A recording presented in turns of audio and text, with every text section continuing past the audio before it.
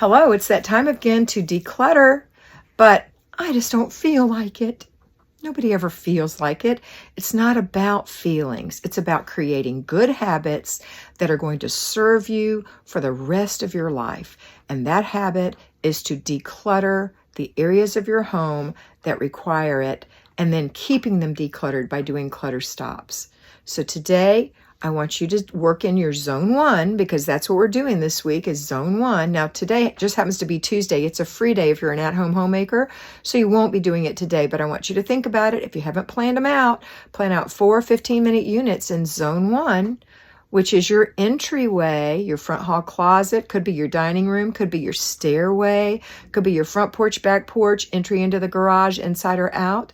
Work on one of those areas for 15 minutes. 4 times a week this week. If you missed Monday, do it for 30 minutes tomorrow and then 15 and 15. Get it done. You're going to feel so much better. That's when you pay attention to your feelings, when it's done. Make it a great day.